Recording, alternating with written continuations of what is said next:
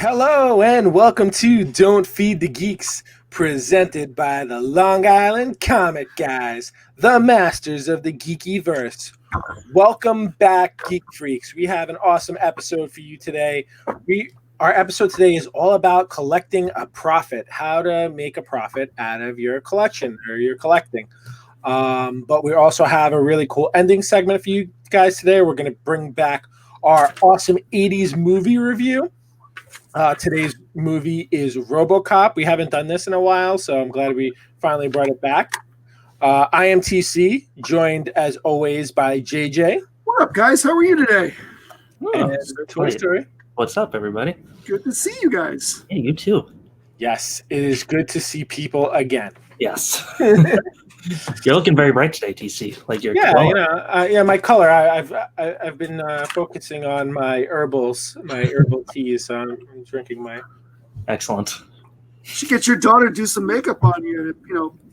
She's not there yet. But before we get into anything else, Toy Story, would you like to take the geek beat away? Yeah, let's do it. So I think the biggest thing since the last time we recorded was the passing of the late great Sir Sean Connery, one of the greatest of all time. That one hit me hard. Yeah, that was tough. Even though he was 90, I think, right? Yeah, so he lived a long, great life. He has been out of the public eye for years. I think probably at least 15 years, right? Yeah, probably something like that. The last time I saw him in a movie was like League of Extraordinary Gentlemen. Yeah. Yeah. Apparently, I think he's just been chilling in Bermuda. I think that's where he was. Yeah, I think he did like a voice work for a few things here or there. I think he voiced some like dragon in some Scottish cartoon. And he also one of the last things he did was he lent his voice to the From Russia with Love video game, and I think that came out on like PlayStation 2. Oh, if you want a little background on how long ago he's been out of the loop, but yeah, it stinks. You know, he was in a ton of great stuff. I mean, I think I was trying to think if I saw him in Highlander or the Indiana Jones and the Last Crusade first. I think it was the Last Crusade. I probably saw Highlander when I was a little older, but you didn't see the Bond stuff first? Wow. No, I mean, I was born in 84, so I didn't get into the Bond stuff until I was like probably an early teenager, maybe like 10, 12. Mm-hmm. So there's a lot of other stuff that kind of like caught my eye that he did way before that. I remember him in the Bond stuff first. Oh my God, they're so good. I watched those last year. His Bond movies. Yeah, I mean, they're really good. I haven't actually seen all of. I think so. I've watched From Russia with Love, but I never watched Dr. No, which was the first one, right? Yeah, it's the first one. It was good. I mean, he's also done a lot of other great stuff besides, Highlander, which was fantastic, and he's had some voices out. I mean, didn't he do he did like a couple Dragonheart. Right, Dragonheart, but he did a couple like Western type, but they weren't Western. They were like Outback, like. He was in a movie called Medicine Man. I mean, one of my favorites. It's hilarious what they would cast him as. So in Highlander, he was supposed to be an Egyptian from Spain, an Egyptian who lived in Spain and was coming to Scotland to help out the guy who was the Highlander. Meanwhile, he's Scottish and the other guy's French. Go ahead. Yeah, no, go ahead. Finish up. And then I was going to say, and then in The Hunt for Red October, he's a Russian submarine pilot with a Scottish-British accent. I was just like, this is great. I was like, they're like, we don't care. We just want Sean Connery. Another one of my favorites. They write the character to Sean Connery, not the other way. Oh, yeah. Like, I mean, I've literally, like, anything he was in, I enjoyed his performance. Even if the movie wasn't great, he made it better. Yeah. And you can't forget The Rock. I mean, that was another amazing movie. One of my all-time favorites, too. Yeah. Like, amazing. Yeah, it's gonna be. It sucks. Yeah. It lessens the blow a little bit because he's really been away for so long. But and also he lived a long time, so yeah, he lived a long, good life. Yeah, I'm sure he was more than comfortable in his last. I know he was. Did he? He had Alzheimer's or something. Yeah, I think he had like Alzheimer and dementia. Yeah, but I'm sure he was comfortable wherever he left an awesome, film legacy. Of stuff for people to enjoy for years to come. Yeah, for sure. You got to figure his first movie was 1954. A long time ago. He was also like a Mr. Universe in like the 50s too. Mm-hmm. Was he? Yeah, he was a really interesting guy. Good stuff. We will miss him. Yep. We shall move on though. to The Mandalorian, which has since returned since we last recorded. We have 2 episodes in the bag, and it is freaking awesome. Do you guys want to talk a little bit about it? Amazing. Absolutely amazing. Especially that first episode. Yeah. What's that? The first one was especially incredible. Oh my god, yeah. We got a lot out of the first one. A lot of old, legacy first Star Wars 1977 items, everything, the dragon and everything was, from other series. There was little snippets from other, which was fantastic. And it's just done so well. Like, he obviously walked into the Mos Eisley Cantina in that episode, in the last episode. But it's not like they're not putting in these like jarring references that feel out of place. Like, it feels like it's supposed to be, Who was looking for the shot that hit the wall behind? I know. Was it there? I didn't see it. I looked. I went back and looked. I didn't see it. Yeah, I'm loving it so far, though. So far, it's been 2 like independent adventures. Yep. But I do like that style. You weren't crazy about the second one, right, TC? I didn't think it was bad. It was just kind of like lackluster. I feel like it's like a filler episode where you didn't really advance the story at all. Mm-hmm. So, I mean, all shows do that. It just kind of stinks with like a show like this because you're only getting 8 episodes. Yeah. So in actuality, does that mean we're only going to get really 4 awesome episodes and 4 that are just kind of like okay? And it was short too. It was 41 minutes long. It was shorter. Like the first one was 50 something. Last night, this past one. It was short.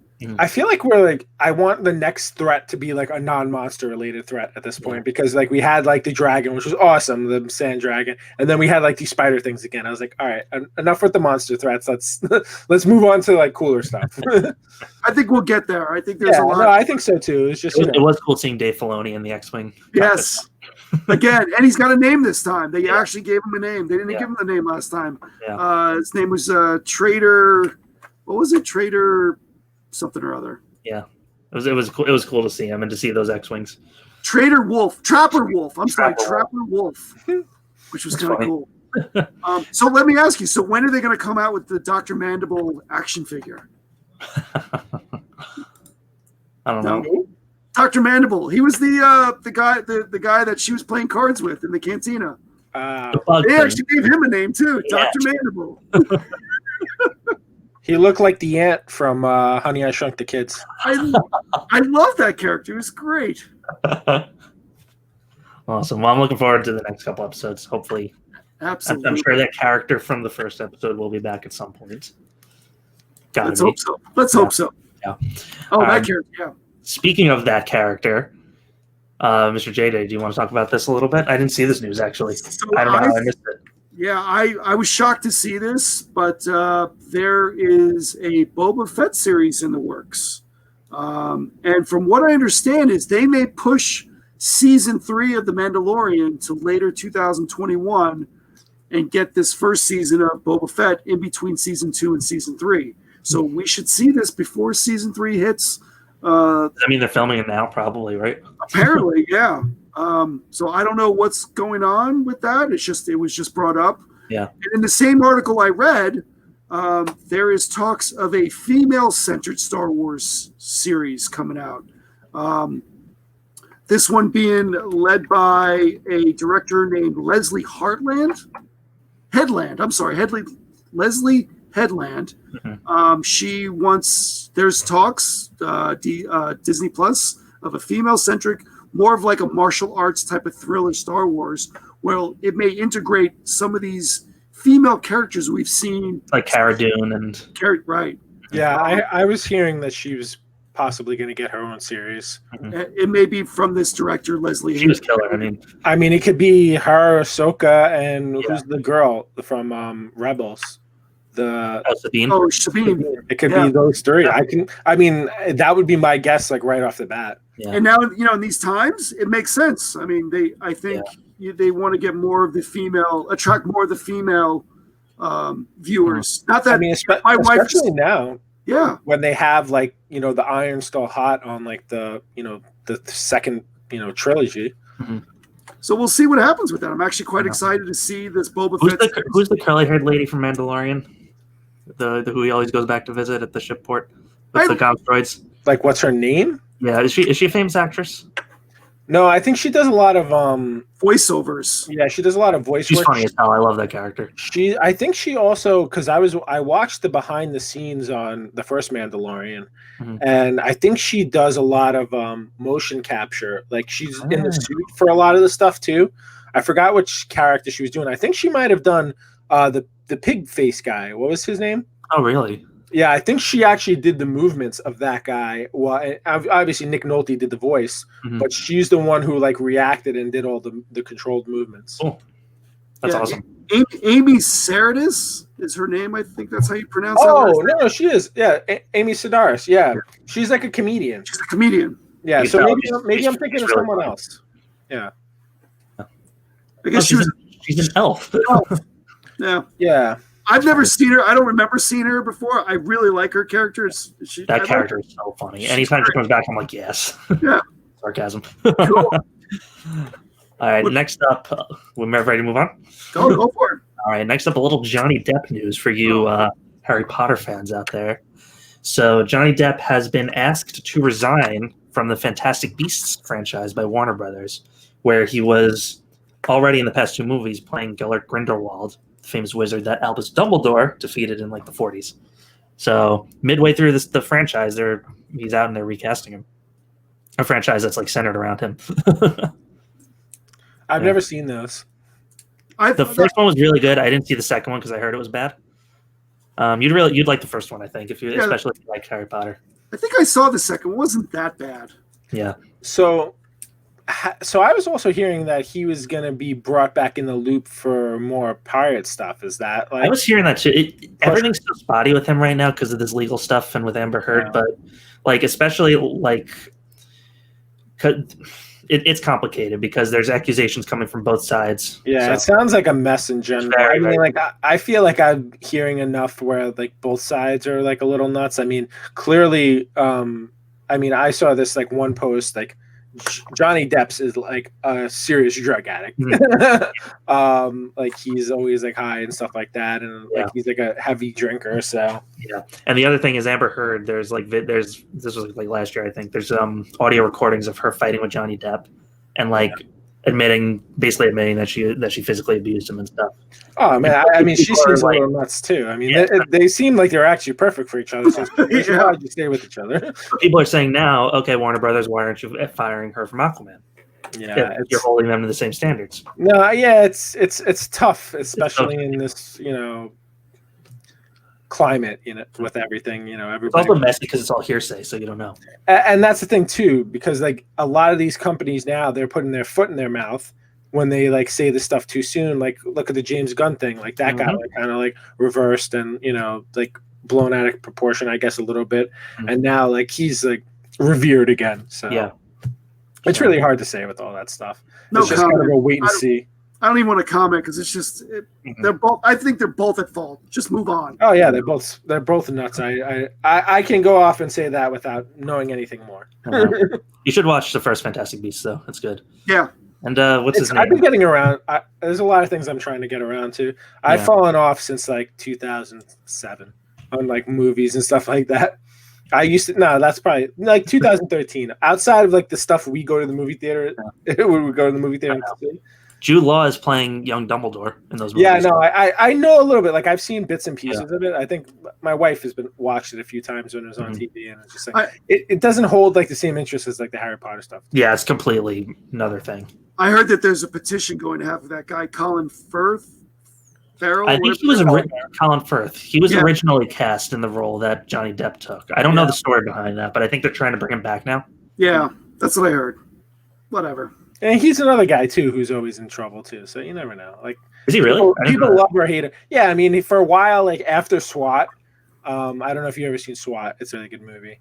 But like he became like a huge star, and then like there was allegations of him being a jerk and Colin Farrell. Colin Farrell. Yeah, no, yeah, that's what I was talking about. Yeah, Colin Firth. I don't think anyone's ever said that about it. He seems like a pretty decent guy, but yeah, it is what it is.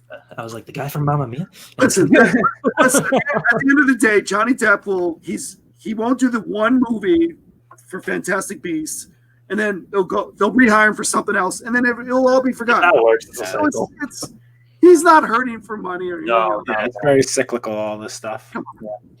That's about it for the news, though, I think. Unless anybody has something else. No. That's it for me. It's nice and quick. Good All stuff. right. So you guys ready for this main topic? Oh, so I'm excited about this. Super excited myself, actually. It was kind of like one of those last-minute ideas again. Yeah, but it was good. When you said that, I was like, let's do that. So the topic today is kind of collecting a profit. So if you're a collector of anything, really, and we're going to give some general advice before we get into like specific things that you could collect, you may want a roadmap, and I'm not going to say we know everything, but we have a good amount of knowledge. We're experts. We're not experts. Yeah, we're not experts, but we're close. We're very well seasoned, and we've been around a lot of people. Toy Story's been around the block quite a few times. So I think that joke was in Toy Story. What's that? I think that joke was in Toy Story. Oh, is it? Yeah, I was like, I'm just a couple of blocks away. And it's just like toy blocks. Anyway. Yeah, so I think the first place to start with something like this is if you're a collector. I mean, most of this stuff, like if you're not a collector, if you're not interested in collecting, honestly, I wouldn't recommend doing like trying to be profitable, because you're going to get out of it what you put into it. Mm-hmm. And if you love doing it, you're going to see that you're super successful. And this really goes to anything, not just collecting. If you love what you do, you're going to do it really well, and you're going to work really hard at it. So like if you're not interested in stuff, there's so many people I see at conventions and stuff like that like look miserable there. And I was like, why do this if you don't enjoy it? Mm-hmm. I think you have to enjoy it to start with. Absolutely. Yeah, it's because it's not the kind of thing you could half-ass either. Yeah. And I think the second part of it is choose something in the hobby that you enjoy, like specifically enjoy. Like, don't say like, all right, I'm going to sell comics because everyone's buying comics. Like, don't do that if you're not into comics, or if it's just like, oh, like I love video games, then try and get into the video game market. If you just want to, and again, guys, this is coming at it from trying to make a profit standpoint. If you're just a collector and you want to collect stuff, we'll give some advice for that too, but we're trying to give advice to if somebody wants to collect and kind of make a profit as well. So, I mean, again, first thing, really enjoy what you're doing and choose a specific part of it that you want to. Yeah, because to make money off of it, you got to know it well. And the best way to get to know it well is to like it, because you're not going to want to study up on something that, you're not interested in. We all know that from school. Yeah, 100%.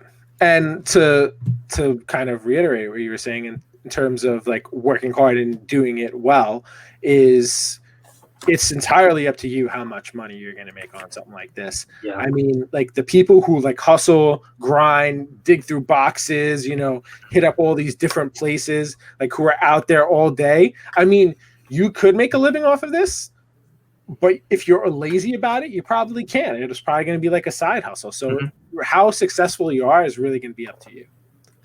And then the next thing is, so like, if there's buzz on something, if you're hearing people are buying something and, everyone's like posting about it on social media. So this is all like our general advice. Mm-hmm. So whatever it is, you've probably missed a window on it, picking it up. If you don't have it already. If you don't have a hot item already, obviously keep a lookout for it.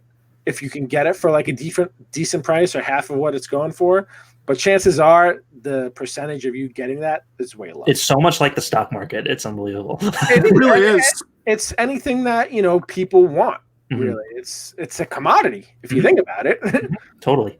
And I think this is probably the most important thing, and at least for me, is you have to become an expert in your hobby. Whatever you choose, you have to research. You have, I can't tell you within the first couple of years how much like time I put into comics. And like, I'm not just talking about researching, on the computer, because that's good. You want to look at books, talk to people who have the experience are wells of knowledge. I mean, between, our buddy Bojo, who used to be on the show, Zach, our friend Alan, who's been on the show, Mike from Royal, Mike from Mike Cara, who's been on the show. I mean, there's so many people who have been on the show. I mean, even Steve Borak from CBCS, he's like make friends with the good people in the industry that you're interested in, because like they're going to teach, you're going to learn along the way. And like with us too,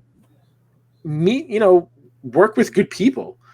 Work with good people you trust, and people will look out for you. Like, hey, I'm looking for this. If you see it, help me out. Like that'll go every day.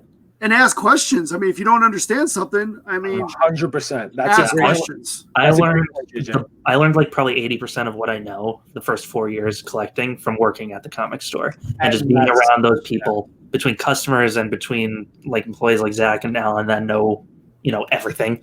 Just valuable. Working there 4 days a week for 4 years, you amass so much information that you don't know what to do with either sometimes. But then 6 years later, when this book pops up and you're like, oh, I remember that, Yeah, I mean, it's true. And you don't have to work at a shop. I mean, just networking, going to different shops. You don't have to. Sure. And that's one way to do it. But and conventions are huge. I mean, because you've got so many different vendors and people in a small area, and it goes back to just asking questions when you're moving on to different, vendors. Yeah, I mean, it's really, I think, coming down to what JJ is saying, is be part of your community that you're interested in. Because it's just, you're going to learn stuff from everyone. And listen, in every community, in every hobby, there's going to be good and bad people, and you should be able to figure, which is which on your own. Oh, yeah. But when it comes down, so the next piece I wanted to talk about is when it comes down to like actually, buying, selling, I think what you really want to do is you want to practice negotiating. Now, this is going to be tough because some people are more comfortable talking, more comfortable with, it's not conflict so much, but like, not confrontation either, but like it's a tough thing to do, and it might not come naturally to everyone. So maybe practice with like a friend. Like watch other people do it, maybe like, before you jump in, like see how other people kind of like haggle really, and most important with that, you want to come in when if you're buying or selling, leave room for negotiation, but set your budget. Like say, this is the most I'm willing to pay for something. Have that set in your mind, or this is the least I'm willing to take for an item I'm selling. And then come down at a little less or a little more, depending on if you're buying or selling at a reasonable, at a reasonable offer. Leave room for negotiation. And don't be afraid don't feel like you're offending because I feel like, especially working in the store, I feel like a lot of people are afraid they're going to like offend you by trying to make an offer. These like dealers, they expect that. And it's probably very few transactions, especially on big books, are for whatever the retail price is, And listen, I think like it's expected. A lot of people who sell bake that into their price too. Yeah. It's just like almost every price. It's like, listen, this is my ideal number. And then, but it's open to negotiation. Like there's some cases where something's so hot, your ideal number might even be low. And it's just like, I'll take it for that price. And that's where research comes into play. I mean, there's so many different avenues of research. I mean, you've got, eBay itself, going there to, there's apps now you can go to and look up what a price or what it should be. People paying for it. Yeah. So doing the research before you're actually making an offer or selling a product is should be number one on the list. That's why, especially if you're shopping at a show and you see something you like, don't just immediately when you're there try and start. Like, especially if you don't know what that book should be priced at, what that book has been priced at in the past, that book will probably be there. So take your time, do your research on it, talk to people, get opinions. And it'll be there, probably the same book. 20, 30 different vendors have the same book. So you're able to go around to different vendors and hopefully do that haggling. Conventions again. Yeah. But it's much easier to argue to haggle on Instagram too, because you're not face to face. Yeah, but I mean it's doable. Yeah. but kind of what you guys were saying too is a lot of like each individual hobby has like a lot of like guides and like price points for like stuff like that. Like eBay is one source that everybody can use for everything, but like even like specific genres, like for us comic books specifically, there's so many sources for like pricing and data that's like really accumulated that is really useful. So kind of like find those like for whatever it is that you're into. And then I think this is probably the best piece of advice. I didn't follow this advice when I started, is start small. Like, depending on what you're getting into, pace yourself when you're getting into it. That goes back to what I was saying about in the collecting episode. You don't need all of that right now. Yeah, it's true. Because you're going to get in over your head. And like, again, if you're just collecting, it's one thing. You can buy a lot because it's for you. But if you kind of link to this is if you're a collector, but you also want to sell, is, let your collection fund your collection. And you can listen to videos of all different people. I mean, there's other videos of people doing like this kind of conversation that we're having. I think almost every single one of them agree with us on this point. Is, build up what you want to collect personally and your personal, within the stuff that you're not looking to sell, but use the other stuff that you're also kind of interested in, but it's less important to like build up, even bigger and higher value of your PC. Yeah. Fair enough. So I think that's kind of like the broad general across all collecting. I think these kind of like, I don't know, rules, mandates, whatever you want to call them, I think they're good to follow for whatever it is that you want to get into. Next, for me, I can speak to this the most because it's really the thing that I do the most. I mean, all of us really can, but the other topics, I think you guys will be able to add more to, so comics specifically. So I think for the first point, and I know you guys will agree with this, is learn how to determine the condition of comic books, raw comic books. There's books out there, there's people out there who can teach you. I mean, Alan taught us so much in terms of that. Other people have taught us, but like reading the books, what's the book that Overstreet Guide to Grading Comics. That's a great resource, guys, especially I use it all the time. Yeah. I mean, I feel like just recently. Do you have my copy of that, or do I have my copy? I do still have it. There you go. We should show that. Yeah. You want to show it? Okay. No, that is a great resource. I got that book for free. It has a million examples of every grade. So I'll compare a lot of the time and use it to help me narrow down. It's so helpful. It's unbelievable. He actually left to go get that. That's what's funny about this thing. I got him out of his chair to go get that. What's that?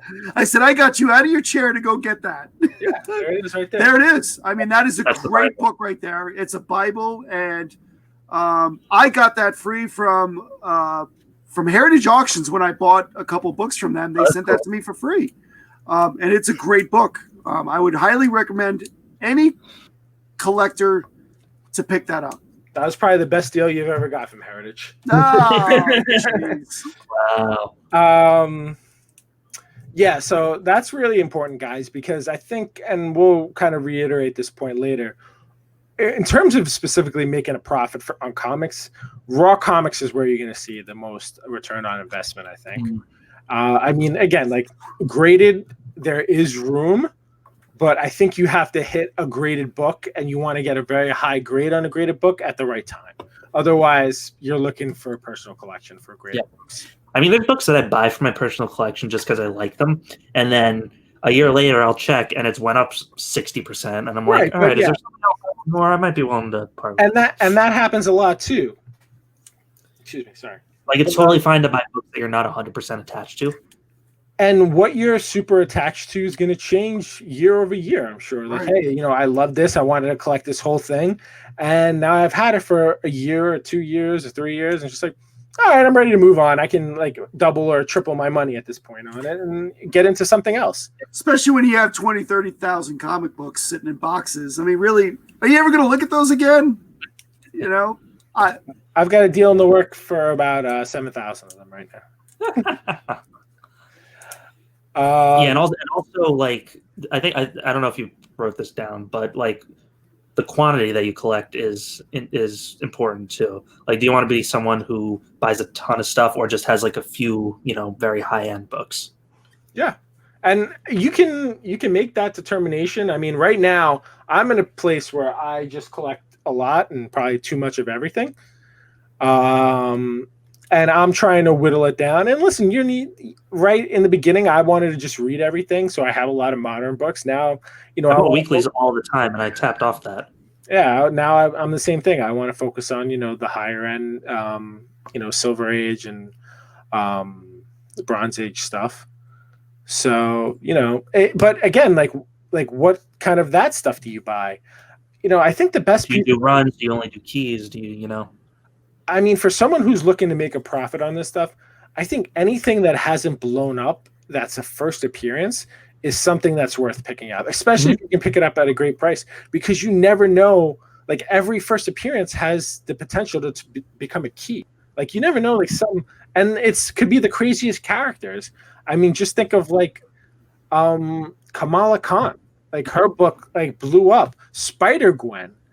She was an alternate version. These are just modern books. Yeah, an alternate version of a character that died, and she's exploded. I mean, it happens with the older characters too. If they get announced for some type of movie, there it goes. I mean, like who's the? I can't think of like who's the most. I mean, I guess for us personally, Toy Story. I mean, The Vulture was always like kind of a pricey book, but you throw Michael Keaton, former Batman actor, at like a second-rate villain, and the book skyrockets in value. And it hasn't really. It's come down a little, but it's still expensive as hell. Yeah, because he's still sticking around. So you never really know. And I mean, on that point too. And I know this frustrates you to some degree, Toy Story. You got to stay in tune with what's going on with like movie and TV casting news, because especially in the comic book industry, it has such an impact. I guess it frustrates me. It doesn't necessarily frustrate me that's the case, because believe me, I benefited from it. Yeah. It more frustrates me that like no matter what it is, now it's like an unwritten law that if that character is announced for any media, the book immediately comes whatever it is. No, it's true. And it's I mean, I think it frustrates everyone to some degree, and especially if it's the times where it really frustrates me, if it's something I was interested in, again, like the Vulture book, we'll go back to the same examples. Like that's a book I needed for my personal collection, and it's just like, oh, it's a book like I probably could have got like a high grade for like maybe like $700 or whatever it is, like 7 years ago. I was like, oh, I'll get it eventually. I was like, how could Vulture possibly shoot up in value? Yeah, we all thought that it would. Michael Keaton is the answer. But that's a problem, especially if you're doing runs and stuff. Yeah, because a lot of the times you leave the big keys to the end. Yeah, 100%. So that's one way that I've noticed. So the way that, and I like that I'm seeing more and more of this now, is that if a new writer, like people who are really popular writers and artists, and those are people, especially once you get into this, you want to familiarize yourself with too, because there's so many of them, and it's hard. Even at this point, there's probably so many people I still don't know who they are.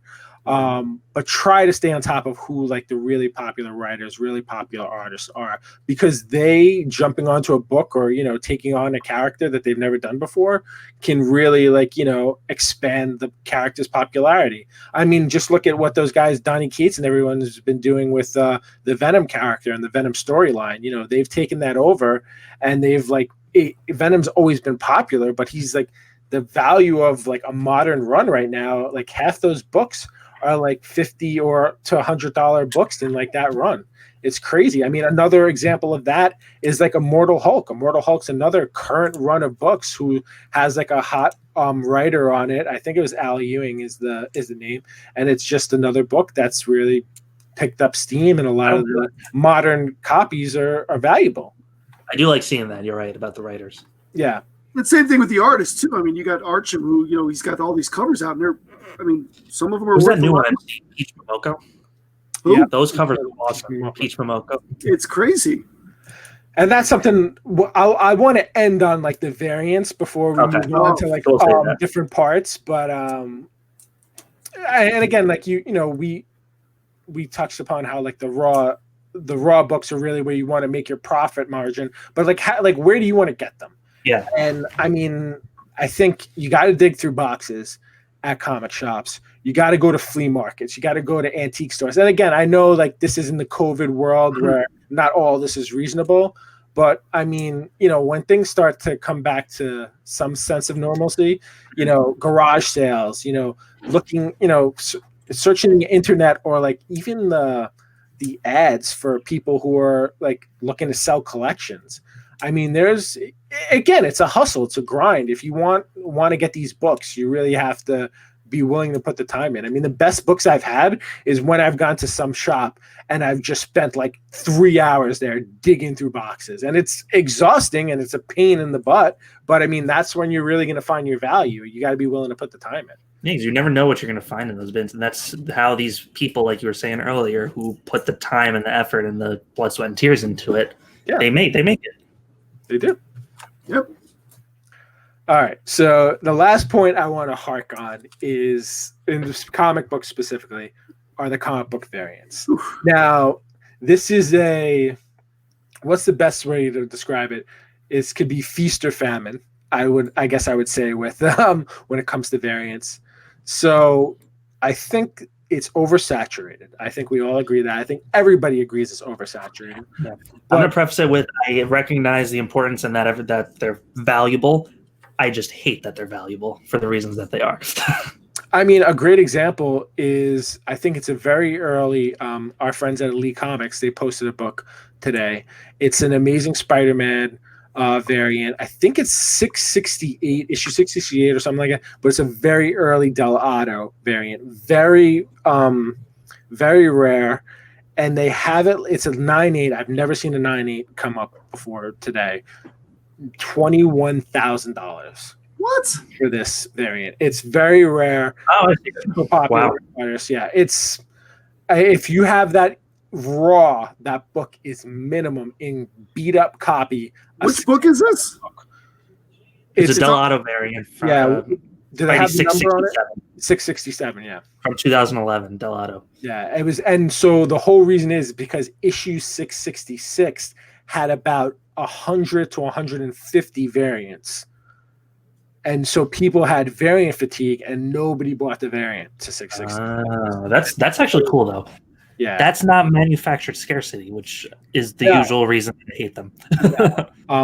But again, like, you never know in a book like that. I mean, just think of the variant for the Miles Morales book, the Ultimate Fallout. That's another book where if you picked it up, you hit a home run with it, because that's a few $1,000s. Mm-hmm.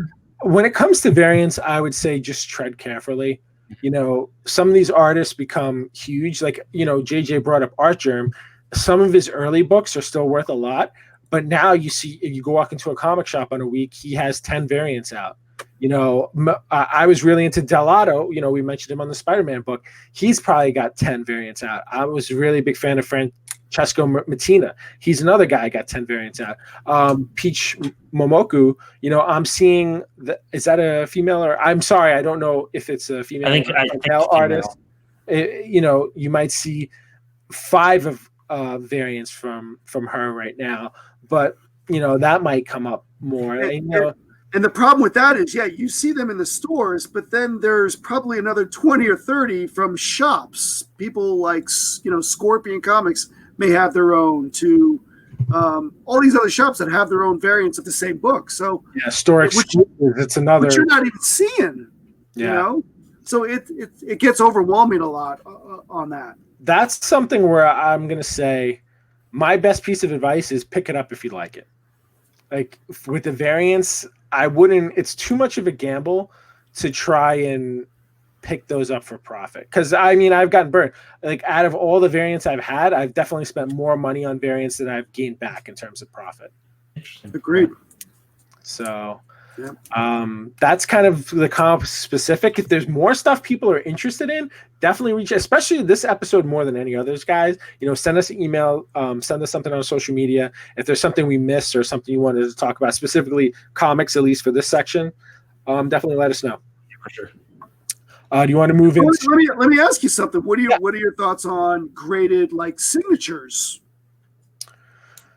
It or depends. getting a book signed by somebody and then graded. Those are hard. I don't.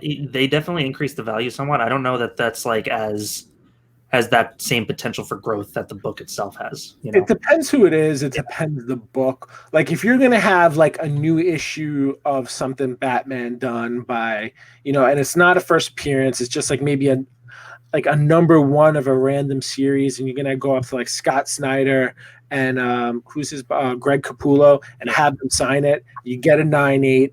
Let's say like the book winds up selling for like $150 maybe. How much time did you put into waiting there for that autograph? How much did it cost you to grade it? Probably cost you about $50. And then on top of that, like how long does it take you to sell it? Like if you actually get that 150, you're probably more likely going to walk away with 120. And then what do you make on that book? $60, when you could have just taken that money, putting it into something else at a lower profit margin and potentially making like a bigger sale. But it's, again, if you're interested in doing that, then do it. But just be smart about what you're buying and selling. Like know the market for it. If like people are buying at a certain price, make sure you can get that book for enough price where you can make at least double your money. If you're not at least doubling your money on something, or like I'm talking like on the lower end. Like if you buy like a book for $5, if you get $10 out of it, you're probably better off holding on to it. But if you're getting like 20 for it, like that's better. But I mean, you buy $1,000 book, you get 1,500 out of it, that's still okay. Like I think that's a good score. It's really like I would focus more on the percentage that you're making on it. Percentage, yeah, is a big thing. Than like the number. So I mean, that's at least my 2 cents. People could feel differently. Listen, this isn't an exact science. Like I said, enjoy what you're doing, make a profit while you're doing it and let it fund the rest of your collection. I mean, that's what I do. And that's what I've been trying to focus on doing more now is because I'm not looking to get rid of all this stuff. Like I want to eventually buy more. I just want to make sure it's more quality stuff than quantity. Yep. Good way. Yeah. Very nice. So Toy Story, do you want to kind of move us into the video game world? Because you have a better... I do. So my main thing is still comics, and I don't have a ton of retro stuff. I have a lot of retro video games, but it's not like my main thing that I collect, but I do follow a lot. Real quick. What's that? Like the most I've talked like nonstop. Yeah, that was good. A really long time. I'm like, I can't breathe right now. Drink some of your tea. Or water. Yeah. I finished it. Yeah, so the video games is a whole nother thing, and they've blown up in the last couple of years, like ridiculously. Any of the retro stuff from the 80s, 90s, even the early 2000s, the disc-based systems, it's crazy how much it's blown up. This has really shocked me too. Like I'm blown away by, and I've said this on multiple episodes, and to other people, how many of these games exist still in their packaging. Yeah, so that's the thing. Like the grading thing for games is because video games you could grade. They're interesting because you could have just the regular cartridge, or it could be perfectly sealed in its original packaging. There's like a million ways that you could collect these things. You don't really have that with comics because the comic was put on the shelf, that exact way, and that just deteriorates from there. But video games, it's so different. They've been used and abused in the systems, or it could from the 80s, you could have a game that's 35 years old and in the original packaging, and it's perfect, like it's off the shelf. And that's another thing where, like, I feel like there's probably tons of those sitting at like a thrift store or like, in the basement of some old store. Shop. Like those are places where you can really score with stuff like that. Yeah. Because like somebody probably just never even opened a game. Like they have like a whole trunk full of something where that's a place where they might not know the value of that stuff right now. And I would say if you wanted to get into something new, I would almost recommend that more than getting into comics right now because it's such a hot market. It's very new compared to comic books too. Yes. 100% agree. Yeah. So what I find interesting, and I could be completely wrong about this, but this is just what I've noticed from my from watching everything and following prices and collections. There's no real rhyme or reason to price increases the same way there is with comics. Like comics become hot because of some artist, because of some movie that's getting announced, Video games, the price hikes, I really haven't noticed rhyme or reason to it. Like, I'll give you an example. So the GameCube from the early 2000s has always been kind of popular, but it's always been the least popular Nintendo system. So those games have always been really easy to get, and I don't know if you guys have heard of Paper Mario. Yeah. So the GameCube one, it's called Paper Mario and the Thousand-Year Door. I had my copy from when I was a kid. I looked it up like 2 years ago. I think it was like $30 or something, and I started seeing on Twitter and Instagram, whatever, that GameCube games are really hot right now for whatever reason. And I looked it up, and that game was selling for like $130 in like the crappiest condition. And there's no, new game that people are getting hyped about. There's no Paper Mario appearing in a movie, So let me ask you a question. Is that something where it's the seller really trying to negotiate what people are willing to sell? It's totally possible, yeah. Is there a rarity on it? Is there less of those games than there are like some of the others? Not necessarily. I mean, you go on eBay, there's 1 million for sale at any given time. It's that kind of thing. Certain games, like there's an NES game called Little Samson. It's one of the, I think it's if not the most expensive games on the NES. It's like $1,800 for a loose cartridge. Something like that is actually scarce. Like, isn't that like Olympics game like one of the most expensive games? That's the one. So Little Samson was one you could buy in the store. Okay. But the Nintendo World Championships. That's right. Yeah, the one we saw in high score. Yeah, that cartridge. No. There's a different game. So there was a game where you had to use like the pad. You had to use this pad thing to play it, and I think that's another game where it's like super. I don't know. It's probably not as expensive as the World Championship one, but for a while, I remember before this blew up, I remember always seeing that as like the number one like valued game out there. A lot of the stuff that's valuable in video games is the stuff that no one bought. And is the stuff that, like there's a Japanese system called the Wonder Swan, which is like a little Game Boy. Never came to America because it just wasn't as popular, popular enough in Japan to bring it over. But that thing's scarce as hell, and then that stuff's hard to find. So for that, it's really all about the scarcity and how little there are out there. So how do you really see like a person making a profit? Like, what's the best bet? Like, what's the path to go here? In buying profit, I think personally, just from what I've seen, is buy in bulk as much as you can. And is there a market for these games out of the packaging, like just cartridges? Oh yeah. I mean, that's the biggest market share, I think, out of packaging, because people want to buy them and actually play them now. Well, again, too, because like unlike comics, like you could have read a comic, kept it in great condition while you were reading it, put it back, close it back up, put it in like a bag or board. Even like, I don't know when that started, but you could do that. Like with a video game, once it's open, it's open. Instead, it goes back on your shelf. Yeah, I mean, maybe you still have the box and you keep it in the box. And like all my games, like I always had the box. Especially, but when they came in the cartridges, when they came in those cardboard boxes, a lot of people didn't keep those.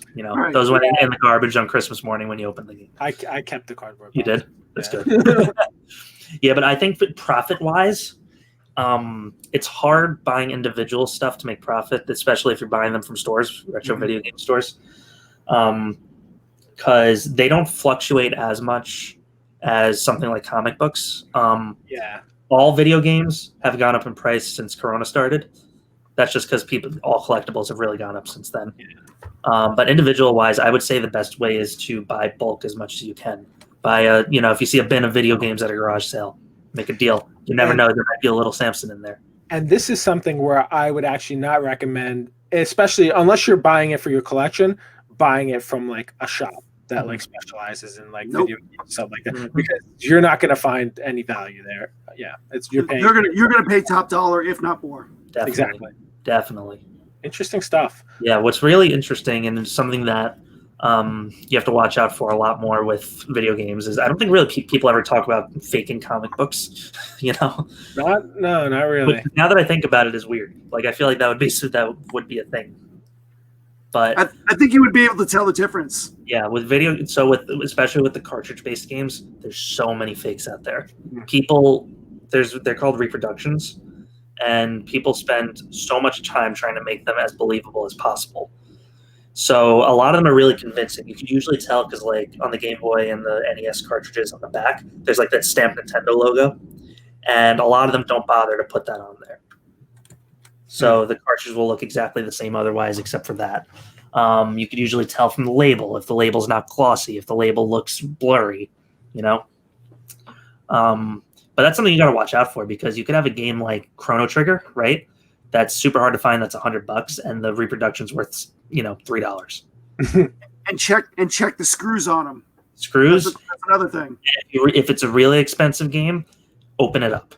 Have a little nifty screwdriver of whatever that hex screw is called. Open it up. You can tell almost immediately if the board is a reproduction or not. Change the boards out. Wow. Yeah. It's crazy. Yeah, that stuff is faked so much. Yep. Cool. Yeah. All right. Well, thanks for giving us a little tips on the video game side of that. Sure. So myself, I'll chime in here. So not only am I, a big. I was hoping you would. All right. I also dabble in the comic books side of it, but I also I collect the cards. So like non-sports cards. I'm a big non-sports card collector.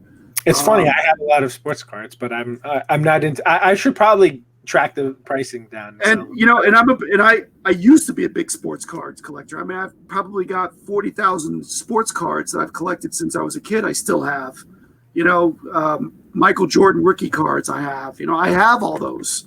You sure you have Michael Jordan rookie cards? I do. Yeah. I want this. Yeah. And all the big names. I do have a Derek Jeter rookie card. I have all these cards. But the last few years, I'm a big fan of the non-sports cards. And what got me into that was, the Star Wars, when they got when they got released again with all the movies, they came out these, the cards. So you got into the Star Wars, but not only Star Wars, but there's all these. Whenever there's a new movie or a new TV show, there's cards for it. Companies like Upper Deck, which I never realized until I met you and saw you picking them up at shows. Yeah, I was like, I never knew that. There's James Bond cards. What does that And, even? and I collect the cards for the autographs, because usually when you buy them by the box, you can really get 1 to 2 autographs in these boxes, and usually that's what I'm on the hunt for. So there's a huge difference in the autographs, and it depends upon who you're getting them from. So the big three, you've got people like Topps, which is, everybody should know who Topps is. You've got Upper Deck, another well-known company. There's another one called, I think, Ritter House, which they do a lot of TV shows like Supergirl and all these other shows, Game of Thrones. But what to look out for on these cards. So usually in a box of these cards, you get your common cards, you get your autograph cards, you get plate cards. So the actual plates that they use to print these cards, sometimes you'll get those. And each, there's 3 colors. So there's a blue, yellow, and red. Sometimes you can find these plate cards, the red one, the blue ones, or the yellow ones that make these cards. Well, and then now recently you'll see the artists. So you'll have big artists usually make a sketch cards and throw these things in there. So it all depends upon what you want to collect. Like I said, I collect. I like collecting the autograph cards. What is that? That's a Daredevil. Yep, that's why everybody agrees. But you got that. You got that from him, though. Yeah, this is artist proof. Yeah, I wouldn't buy a pack of cards. Mm-hmm. Nice. Do you buy Pokemon cards for your kids? I do buy Pokemon cards. That's something I wanted to talk about too. I was hoping that was going to come into this as well. Right, that is too. Yeah, right. But let me just finish. So let me just finish on this. So, autograph cards is what I'm usually out for, and sometimes they're hit or miss. Sometimes you'll get a really nice, great, character. You can pull yourself, hopefully, a Harrison Ford or any of these big name people. You'll make some money with that if you really want to. You could, and not just him. Like I've got a really beautiful dual autograph of Charlie Cox and the guy that plays Punisher, John Berthenol. So I got a beautiful dual autograph that I just can't get rid of. I want to keep that card. What I usually try to look for is cards that are signed, that are actually signed. Topps has a habit of, they'll give, they put stickers on their cards, which kind of, I hate them. I hate the stickers. Usually because they send them like a sheet and they sign all the stickers and then the sheet and then back they just on the put them card. on there. And usually, I've seen these things. I've seen pictures of, autographs missing from half, the little sticker. Yeah. There's a big controversy going on now that I've started seeing on Facebook about, Topps does this this box. It's a huge box. They're the Stellar cards that they do, Star Wars Stellar cards, and you get 144 autograph cards in this box. It's about $8,000. Oh my god! And basically, you get everybody in Star Wars. But the problem is, more than half of them, they're stickers. This newest 2020 that just got released, there's a lot of Kenny Baker cards in them. Now, if you think about when Kenny Baker died about 3-4 years ago, they're still pumping out cards with his name on them, and you got to wonder how many sheets did he actually sign? And some people are saying that a lot of these might be fake. Wow. There's been, you can go on some Facebook groups and look at the comparison. I just recently pulled the Kenny Baker card a couple months ago, and I've had to look at it again and compare it to another Kenny Baker that I had that I know that he signed. It does look a little different. Towards the end of his life, his signature was getting pretty worse, and his autograph on these Stellar cards are amazing. Like, they look like he's never had an issue or anything else like that. So I mean, you got to be careful who you're getting and looking at. So do you see like a value as like a profitability value on those? It depends on who it is. Like these Kenny Bakers, they're worth nothing. I can buy them right now for $20, especially these Stellar cards where the box cost $8,000. You're not making your money back on that. So where would you recommend, like, if somebody was interested in like getting these and like kind of like flipping them almost? So I mean, I would imagine get a show that's hot right now. So get a movie that's hot, a TV show that's hot. Back in the day, right now, the Avengers. So Avenger, the box of Avenger cards. If you can get yourself like a Chris Evans card, those things are worth a couple $100. The guy that plays, obviously right now, the guy that plays Black Panther, I mean, his card is worth a lot. Harrison Ford, a couple $1,000s. So I guess it's kind of know the market of like the cards that people want and kind of go after the boxes where those are potential. So, yeah, I mean, obviously you're going to get some hits that you're not going to like. Like, they're worthless. Is there, so basically are the other cards the non-signature cards? Like, is there value there? Not much. So it depends if it's a 1-of-1 card. So usually these boxes have 1-of-1. So there's only one of these cards in existence. Mm-hmm. Those probably hold more value than the rest. And like most shops, you're going to get like full retail to buy one of these boxes, right? Are there places where like you could find them maybe below retail? Or usually after the market has died with those boxes, so there's other retail online people. I think there's like a steelcity.com. Okay. You can pretty much get some good deals out of them. Usually maybe $20-$30 lower than retail on them. It all depends upon what's left over. That's been sold. I'm looking at this Stellar box. This is insane. It's a great box. I would love it. So the newer box, which is cool about it, so you get 144 autograph cards, and then that's layer 1. And then the top layer, you get one. I think it's a 5x7. Usually it's a triple autograph, and then you get one huge 5x7 sketch, which are beautiful, and then you get 3 double autographs. So not only do you get the single 144 single autographs, you get one triple, 3 doubles, and a beautiful sketch by a random artist, which are beautiful. Jim, can I share this quick? My screen. Go for it. Sure, we could show that. So there it is. What is that? 7,000. So this is pounds. I converted it. It's like $10,000. Yeah. You can get this right now for about a little under 8,000 because they've been out. So if you can, I know that there's a few online retailers. So you can 36 cards from the main autograph set, which is down here. Yep. So you get all these people. So Harrison Ford's on it. Hayden Christensen. And those are the guaranteed ones? Yep, you get all these. So, but what's not guaranteed is what number you get. So you can get. So there's only going to be one, like you see there, a galactic black 1 of 1. So the card is black, and as usual, you'll have a So it's random. not the autograph; it's just a different card. It's a different card, which means there's only 1 of those.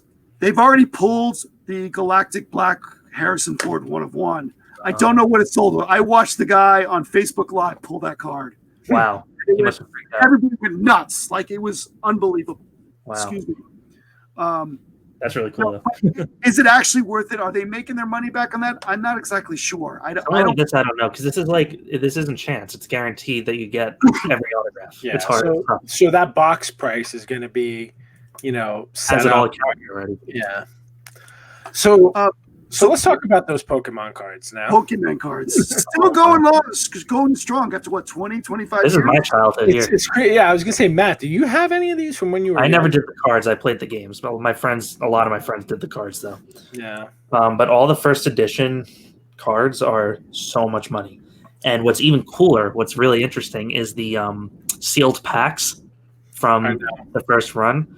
So, like, what they'll do is, first People of all, weigh them, right? Packs will be hundreds of dollars. Yes, they'll weigh them to see if there's like one of the special cards in there. Because it's slightly different, which is insane. You know, Crazy. funny, my 7-year-old knows that. And what's funny is he'll go into a store like Target And like, pick up a pack, and he'll go like this with 2 packs going, nope, pick up another one. Nope. Oh, I want this one. And I'm like, what? It's the oddest thing. And I didn't know that until I asked him. I was like, how the hell did you learn this? And he watches people. YouTube. This is what they do. Yeah. Who knew? I had no idea that. I mean, I feel like that's another market that's like taking off again. So it was huge when it came out, and I don't know. So this Charizard card, it's a big card, right? What's that going for, right?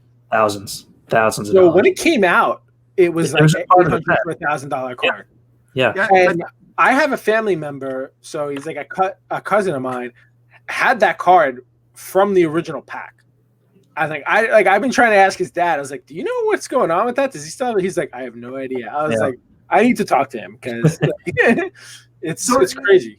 You know, those are worth money, but you know, to even make more money off of them, you got to get them graded. And that's right. like with any card, you're going to make so much more money when they're graded. Yeah. Same thing with the comic, honestly. Right. And it's, you know, same thing with the autograph, as long as they're authenticated. But, you know, a Charizard card that's graded out of 10, which is pristine, or even a 9.5, I mean, you're going to get anywhere from, you know, 60 to, I think one sold for $355,000. And it's disgusting that that's how much they're going for. But It's that's crazy because they're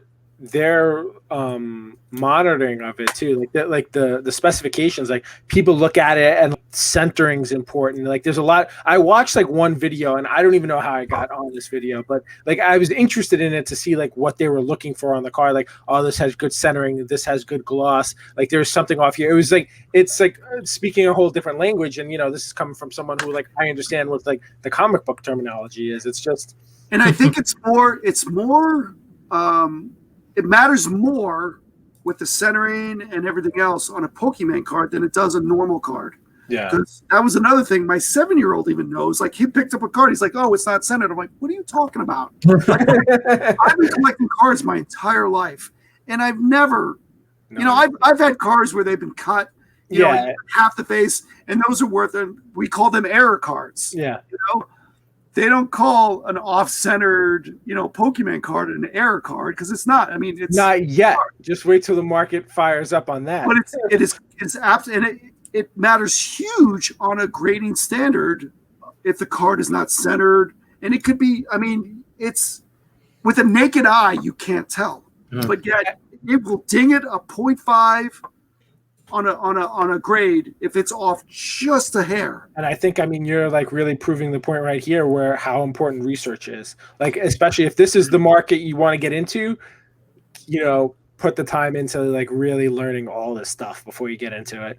And like in terms of like finding this stuff at like value, like where do you find these? Is it the same thing where like, you know, like where are they? Like these really valuable boxes or packs or cards? It's random. I mean, like my son pulled a newer Charizard black card that, you know, one sold for $10,000. And when he pulled that card, I've never seen a boy so excited because he knew how much it was worth, from the YouTube he was seeing, and this card that's graded at a 10 pristine, it sold for over 10 grand, and we've got one in the safe here.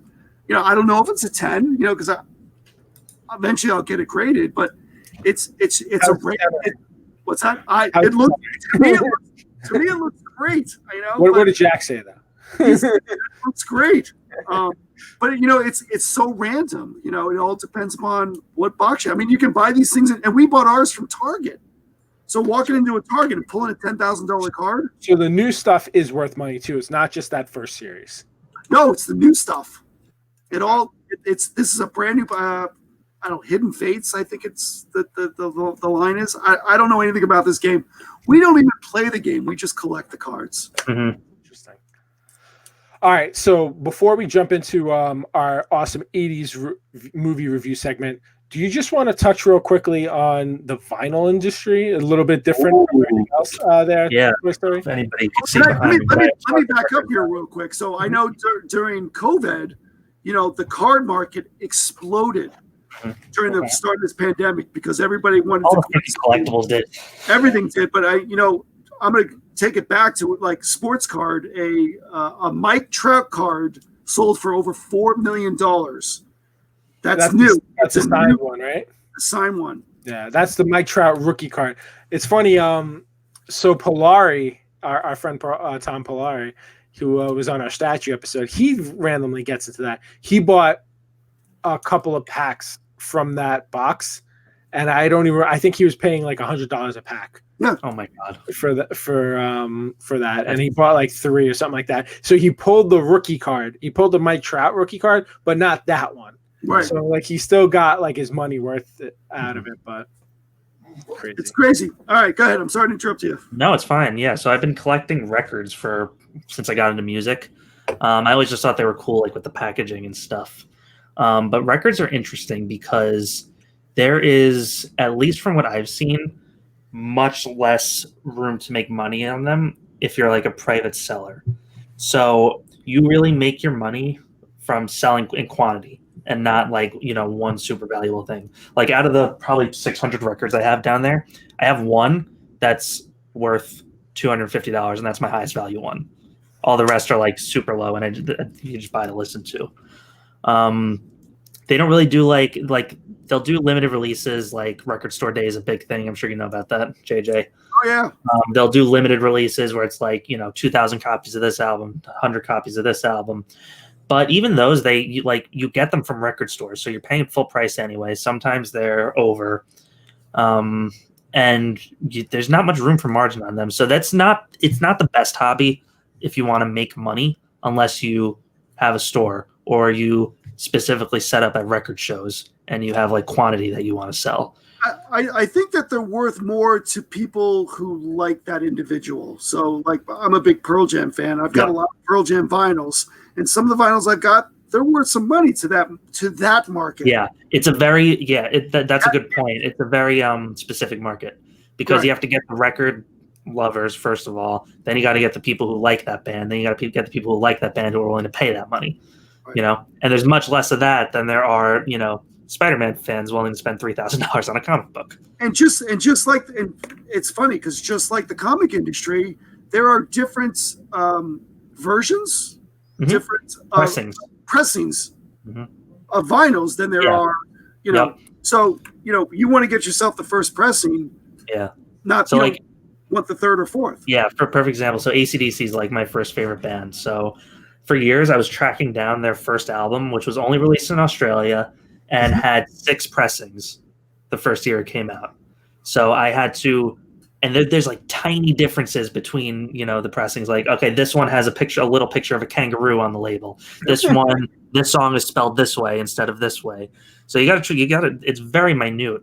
Research. It all comes down to research. Yeah, but it's research and also having a very, very close attention to detail. Yes. Because those are so easy to confuse versions. Like comics is very easy to tell printings. These not so much. And I mean, that's another thing, with becoming an expert on the condition of stuff, that's, the condition and versions are kind of like the same thing. And I think there's video games like that too, where there's different versions. Oh, yeah. I think even the cards too, I think to some degree they have that. My uncle probably has like 10,000 records. He used to be a DJ like in the late 70s cool. and 80s. So you might have some like promotional copies of stuff that are really rare. Probably had, like, he's like, do you want to come and take a look at it? I was like, I'm not the right person to come and take a look at it. I was like, what's going to happen is if you're going to offer someone to buy it, there's probably going to be, interested in a limited amount of it. Yeah. But you're like, well, I want them to take it all. I was like, well, probably. But something like that, someone who does that could make a good amount of money on it. Yes, the person who takes it all. I was like, I wouldn't do that though, because I think you have more money here in like probably some of the individuals. Sorry. Yeah, definitely, for sure. All right, that was a lot of fun, guys. I really enjoyed talking about that kind of stuff. Again, please, if we miss something, if there's something you want to ask us, please reach out, because this is something we're really interested in.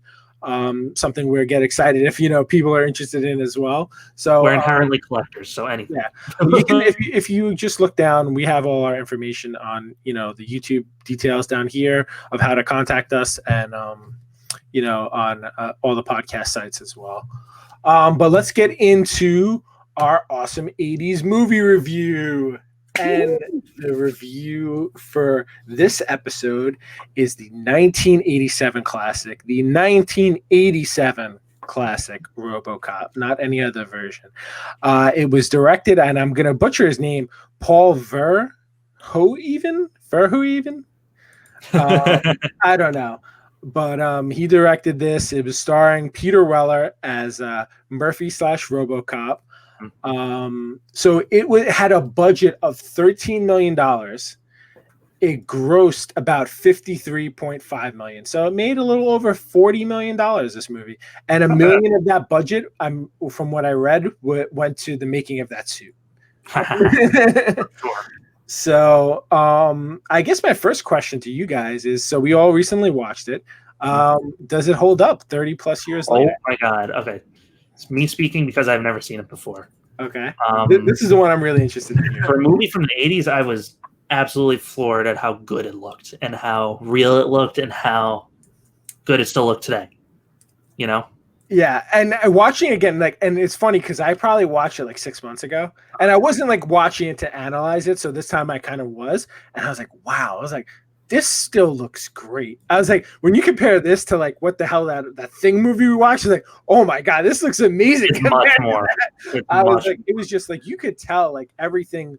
It had like that real grittiness. They used real sets and stuff like that when they had to, for some of the scenes with like the Ed 209 robot, you could see like it's stop motion. It's all stop motion modeling too. They used a lot of like small and bigger modeling. I mean, that stuff you could tell a little bit. The most made fun of part is at the end when he shoots Dick Jones and he falls out of the building. I don't know if you noticed this, but his arms like stretch out as he's falling. But I mean, I was blown away, like, really looking for it, like how much it held up, like, for a movie that came out in 1987. Oh my God, yeah. That was my first takeaway from it. As soon as I saw Murphy get obliterated with all those guns, I was like, oh, so that let me just let you know something. That was the toned down version of that scene. There's an unrated version of that where it's even worse.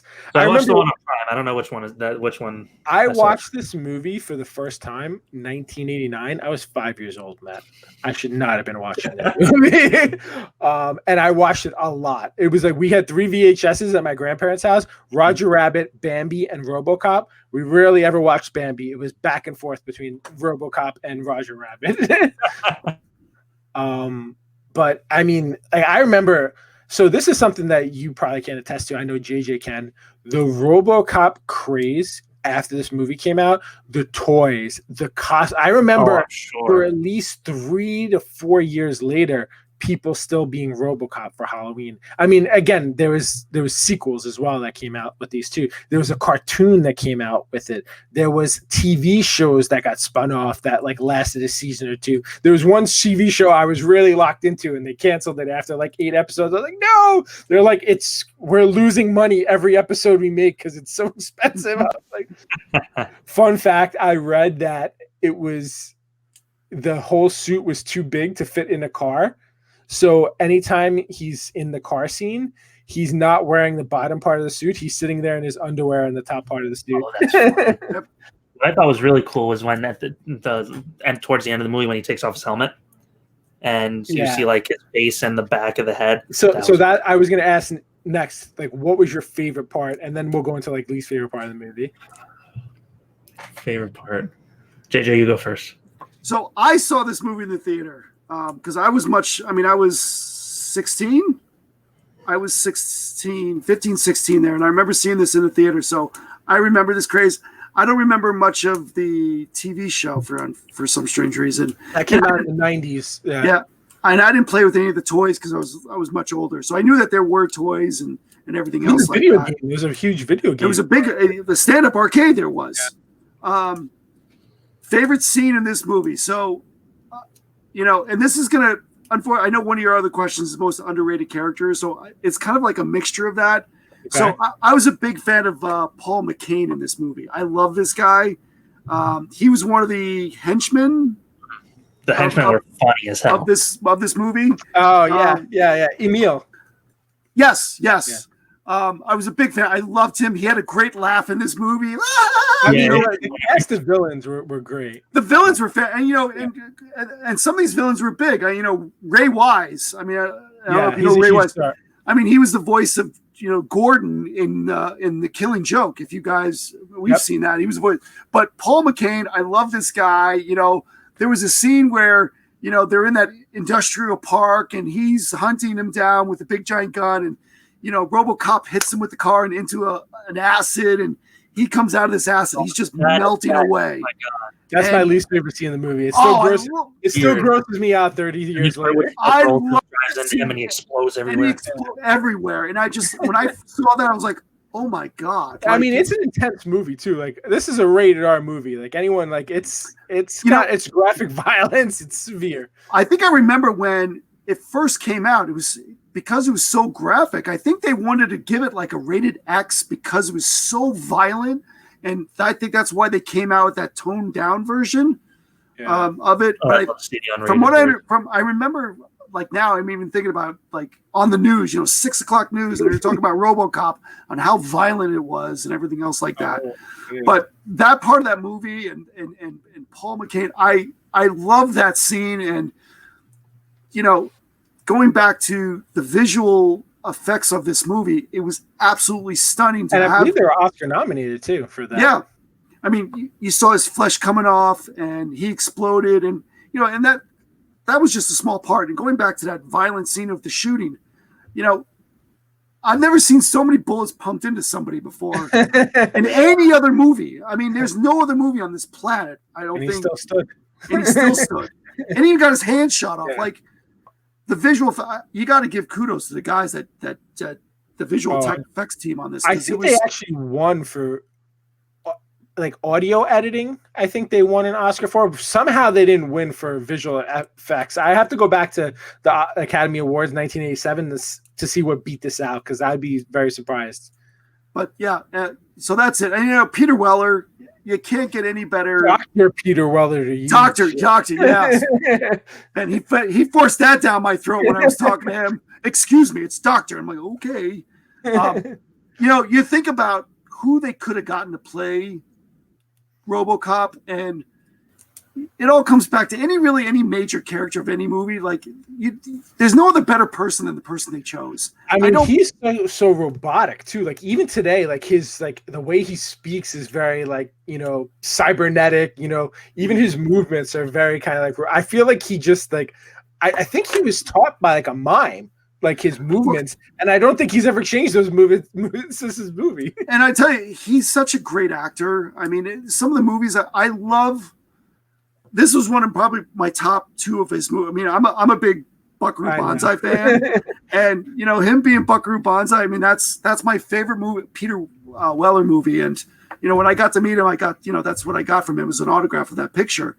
But anything really he's done, it's absolutely amazing. I mean, look at it. He was in Star Trek. He played what was he, a commander in one of the movies? Yeah, I mean, he's good at everything he touches. I mean, that's really what it is. Did you have a favorite scene there, Toy Story? You think about it yet?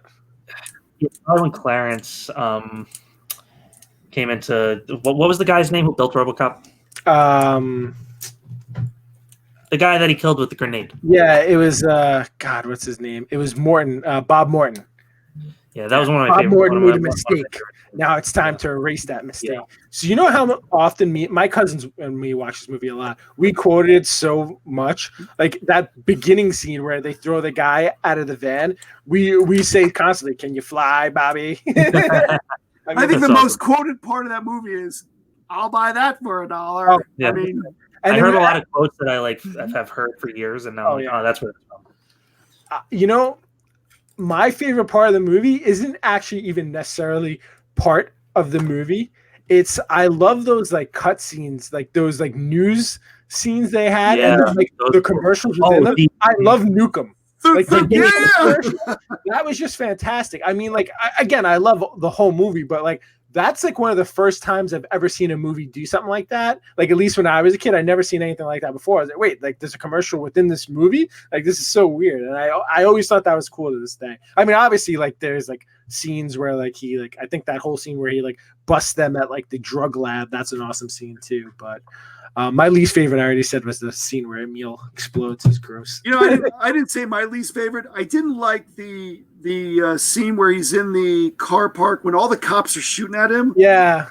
I just thought, and then all of a sudden they're like, "Hey, we're friends." I'm like, I just thought that was a little strange. Yeah, it's weird because like the SWAT guys were going after him, but then some of the other guys were like, "Oh no, this is wrong." It was, and then and then he got blasted a second time. I mean, the trauma that this guy went through.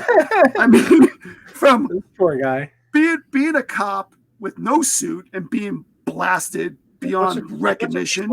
The girl cop, what was her name? Ann Lewis. She was my least favorite character. Yeah, she lived. She got shot up. She's my least favorite. Oh, she does live though. Sorry. Yeah, she got shot up in the industrial park. Sorry, they don't really make that clear, Matt. Yeah, it wasn't because she's in part 2. Yeah, gotcha. But you know, seeing this guy get blasted, to bits, and then becoming Robocop, and then being he got blasted by bad guys. I thought and then he got blasted by the cops. Man, this guy can't catch a break. All right, so you kind of already gave us your underrated character. Sorry, I had to go there. I feel like I don't know if mine's underrated, but he's not a main cast guy. I love Kirkwood Smith. I mean, Clarence Boddicker. I mean, so Matt, the reason you texted me this earlier, or texted us both earlier, like, oh man, I can't believe Red from the '70s show is in this movie. I was like, the reason I watched the '70s show, I was like, oh crap, Clarence Boddicker is in this show. Exactly. I'm gonna watch it. Generational thing, because like I knew Red from watching that show religiously growing up, and I had never really seen him in anything before. I was like, oh, this is gonna be a good show. This guy is awesome. I mean, so it's funny. He actually went in to test for the role of Dick Jones, and they didn't even tell him when he got casted because he thought he got casted as Dick Jones. Like, no, we're gonna have you play this other guy. And when they explained to him, he's like, the director's like, I think you're gonna really crush this other character. He crushed it. Oh, so good. I mean, aside from like Peter Weller being like an actual robot, like if you told me Peter Weller was a robot, I would believe you. That's how well Peter Weller performed as Robocop. I mean, Clarence Boddicker is just amazing in this other way. I mean, really strong. Even the guy who plays Dick Jones. I mean, he's the same director directed Total Recall, like the 1990 movie with Arnold Schwarzenegger, who was also considered for RoboCop, but they're like, he's too bulky, he'll never fit into a robot suit, and it was like they were worried it would be like too similar to Terminator. But like that guy was like, he was great. I think his name's Ronnie Cox. Ronnie Cox, because he was also in Beverly Hills Cop, which is love him in that. That's another way. Like he was just there's so many people in this that were just such 80s actors. Yeah. Like even Nancy, like the woman who plays Lewis, she's in that horror movie with John Travolta's in it too. Carrie. She's like the girl who dumps the blood on Carrie in that movie. Like she's like the mean girl. Like even the guy who plays Bob Morton, he's a famous guy. He actually recently died a couple of years ago. His name's Miguel Ferreira, and you already mentioned Ray Wise. It's just like a ton of people like just going through this. They're like, wow. But I mean, really great cast. I mean, other than Anne, I don't know. I was just very annoyed. I was always annoyed by like the Ann Lewis character, like in all the movies. I was reading through like all this different stuff about RoboCop last night after watching the movie, and I guess there was a girl who was on Remington Steele. Did you watch that back in the day, JJ? Remington Steele. I've watched a couple of that. The girl who was in that show was apparently supposed to be Ann Lewis in this, but I guess she got called back to Remington Steele. So Remington Steele screwed up a bunch of potential movies, Matt, in the future, because her co-host on Remington Steele is what the hell's his name? Pierce Brosnan. They wanted Pierce Brosnan to be Bond, and he was gonna be Bond right before the other British guy. What the heck's his name? The guy who took over after Roger Moore. He was only in like 2 movies. I forgot what his name was, but again, Remington Steele, like, no, you got to come back and film, so you can't be in this right now. Yeah, crazy though. So did everyone give their? Did you say you had the same underrated character? Not really favorite, definitely. Yeah. I don't know if underrated, but he was definitely the highlight. Yeah, he's probably not even underrated. Yeah, I don't know if I would say an underrated character because he grabbed me the most for sure.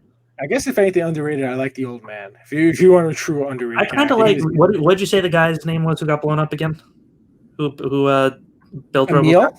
The guy who's played Emil. Yeah, I like the guy. He was really good too. I got to give you that. I thought he was really strong. Paul McCain?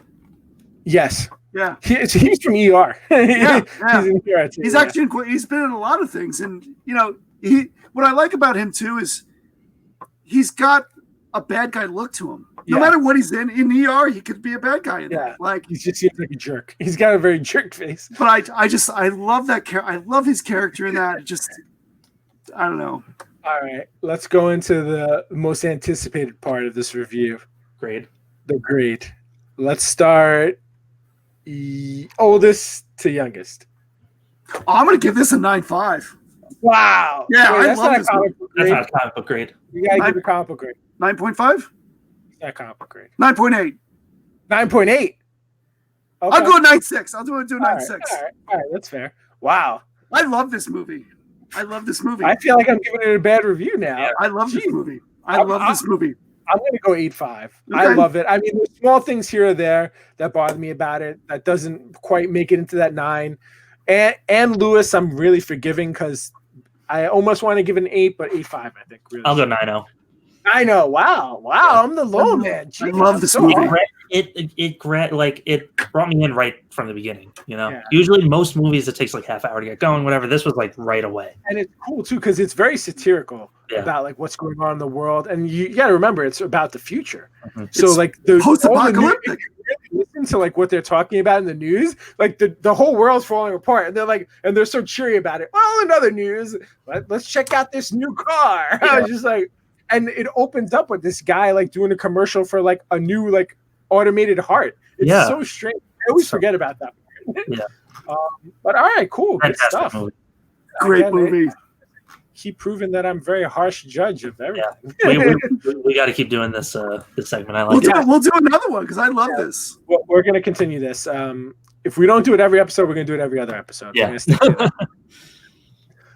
All right, guys. So anything else? No, I think this was a great episode. All right, I do too. So before we go off the air, I just want to tell everybody there's still it's still open. Is it till December 15th or December 5th? December 15th. You can vote for us on Best of LI under Arts and Entertainment, and then scroll down and look for podcasts. Vote for Don't Feed the Geeks. We'd really appreciate that. We'd love to. We're really honored to be nominated, but it'd be freaking super cool if we won. But yeah, listen, anything can happen when you're in Vegas. We're in Long Island. So reach out to us again about any questions about this. Collecting, profitability stuff. On social media, you can see the scroll here. If you're on.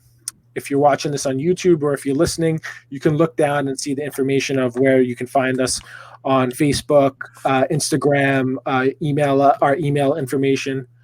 And don't forget to subscribe to our YouTube channel because we're going to be starting hopefully putting more content out there. We're going to be putting more content there. We also just did a book club on V for Vendetta. Hopefully you guys were able to watch that. If you haven't, go and watch it. Highly recommended.